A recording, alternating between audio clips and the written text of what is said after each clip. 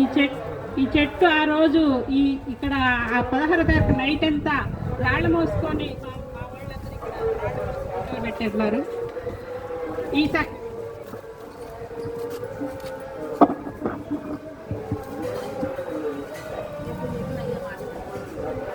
పల్లెలో ఏ సంఘటన జరిగినా కూడా ఈ చెట్టు దగ్గర పంచాయతీ జరిగేది. మేము చిన్నప్పుడు పెద్దలు ఇక్కడికే పిలిచి అందరినీ పంచాయతీ చేసేవాళ్ళు. ఆ సంఘటన జరిగిన రోజు కూడా ఇక్కడికే ఈ చెట్టు దగ్గర నుంచి అందరం పోరాటం చేసాము. ఈ చెట్టు దగ్గరే మా నాన్నోళ్ళు సాధన చేస్తూ కర్రలు తీసుకొని బడిసలు తీసుకొని ఇక్కడి నుంచే ఎదుర్కొన్నారు వచ్చిన వాళ్ళందరినీ.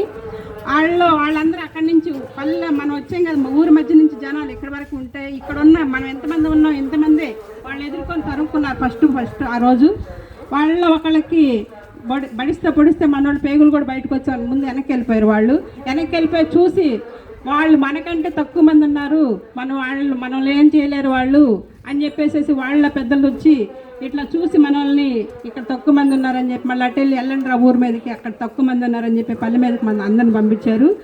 ఆ సంఘటన జరిగినప్పుడు ఇక్కడ ఉన్న వాళ్ళు ఎదుర్కొన్న వాళ్ళు చాలామంది ఎదుర్కొని దెబ్బలు వాళ్ళని కొట్టేసేసి ఇంకా కొంతమంది పొలాల మీద ఉన్న వాళ్ళని కూడా కొట్టుకుంటూ వచ్చి ఇంత బీభత్సం సృష్టించారు. ఆ సంఘటనలో 7 చనిపోయారు. ఆ సంగతి మీకు తెలుసు. ఇప్పుడు మనం వాళ్ళు ఎక్కడి నుంచి వచ్చారో ఆ కళ్యాణ మండపం అదంతా అక్కడ చూద్దాం, వెళ్దాం రండి. ఈ మొదట అంతకుముందే అనేక సంఘటనలు జరిగిన మీరు ఆ చెంబును ఆయుధం చేసుకోవాల్సిన పరిస్థితి, దారితీసిన పరిస్థితికి సజీవ సాక్ష్యం. దాన్ని మీరు వివరించాల్సిందిగా కోరుతున్నాను. ఉండండి అక్కడ కొన్ని నిమిషాలు.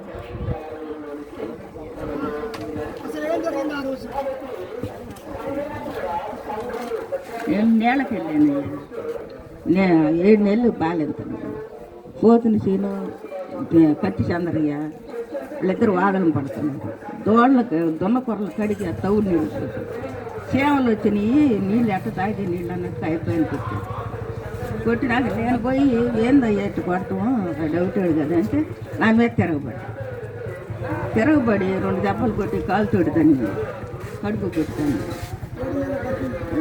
అబ్బాయి 7 నెలల అబ్బాయి తండ్రి నేను ఏడుచుకుంటా బిందు ముంచుకొని ఇంటికి వచ్చేళ్ళకి ఇంటి మీదకి వచ్చి పడ్డారు. బిందు ఆటం చెయ్యికి నెత్తురు వచ్చింది. లంజా నువ్వు ఎందుకే నన్ను కొట్టావా, నీకు వాళ్ళ ఆవిడని తెలుసుకొచ్చుకున్నాడు. వాడు చెయ్యి వాచే వాడికి తగిలింది. చంద్రకాలం చేతిలో ఓ దెబ్బ నన్ను కొట్టాడు. చంద్రయ్య 2 దెబ్బలు కొట్టాడు. బిందెత్తే కింద పడిపోయింది. కింద పడింది. లంజా నువ్వు నాకు ఎదురు తిరుగుతావని మాదిగా లంజా రాగానే నేను కాదని కొట్టి బిందు తీసుకొని ఏడ్చుకుంటూ వచ్చేటప్పటికి మా ఊళ్ళు ఉండాలి ఇస్తారు. ఏందమ్మా అంటే మా అత్తగా చెప్తాను, నేను ఇట్లా సంగతత్త నన్ను కొట్టాడంటే ఎవరు లేరు, మగోళ్ళు పొలాల మీద ఉన్నారు. సరే 4 అయింది టైము. మళ్ళీ పోయే బిందు తీసుకొని పోయేలేక పందిరి నాగేసి అడ్డం వచ్చాడు. పందిరి నాగేసి ఆ చెరువు కాడ పొలం నుంచి వస్తా చెరువు కాడ ఉన్నాడు.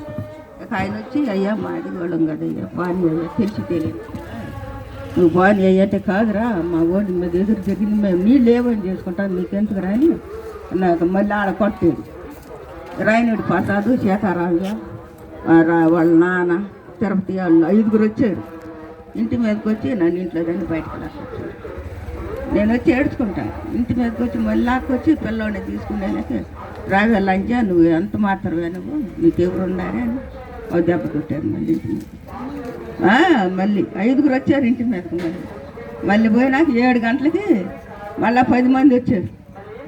10 మంది వచ్చారు. నువ్వు వస్తావు రావా పల్లెకి మా ఊళ్ళోకి రమ్మానంటే నేను రానయ్యా పిల్లవాడు ఉన్నాడని కాదుకూడదు రావాలని మా మామ అప్పుడు వచ్చి ఇప్పుడు కాదయ్యా తెల్లారు వస్తామని కాదుకూడదు రావాలంటున్నారని ఎట్టోళ్ళు పంపించాడు. పంచదార తప్పేస్తే వాళ్ళ ఏ తప్పేస్తే అది మనం అనుభవించాలి.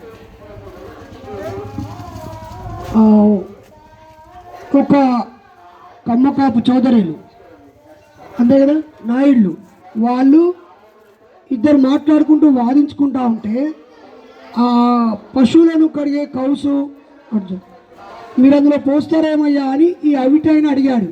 అడిగినందుకు చేతిలో ఆ పశువులను కొట్టే చెర్నా కోల ఉంటుంది కదా, కొరడా అంటారు కదా, దానితో అతన్ని కొట్టారు.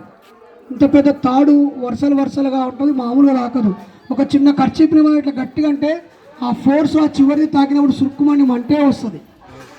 ఆ చెర్నాకోలతో కొట్టాడు. మిమ్మల్ని కొట్టాడు అక్క? 2 దెబ్బలు వేసాడు. బిందె అడ్డం పెట్టాడు. కింద పడిపోయింది. వాచి వాడికి తగిలింది. రక్తం కారినందుకు లంజా నన్ను పడతావు నీకు వాళ్ళోళ్ళని తీసుకొచ్చాడు. ఆడత కొడితే ఇంతకాలం నుంచి ఎన్ని చేస్తున్నా వాళ్ళు ఆ గోపకు పెట్టున్నారు. ఇంక ఊతుకోము, వాళ్ళ పల్లె మీద పడవలసిందే, కొట్టవలసిందే వాళ్ళు అని చెప్పి తప్పేయటం కోసం పిలిచారు ఫస్ట్ 16వ తారీఖు. మీకు మా గొడవలు లేవాయి అని చెప్పి మన పెద్దలందరినీ సంబంధిస్తూ ఉన్నప్పుడు ఆ రాత్రి అంతా వాళ్ళు మొత్తం ఊర్లో వాళ్ళందరూ పిలుచుకొని వచ్చి ఉదయాన్నే పల్లె మీదకి వచ్చేసారు 17వ తారీఖు ఉదయం. సో మనం మిగతా విషయాలన్నీ అక్కడ అది చూసుకొని చెరువు దగ్గరికి వెళ్దాం. ఇద్దరిద్దరు అమ్మవాళ్ళని జాగ్రత్తగా దించండి.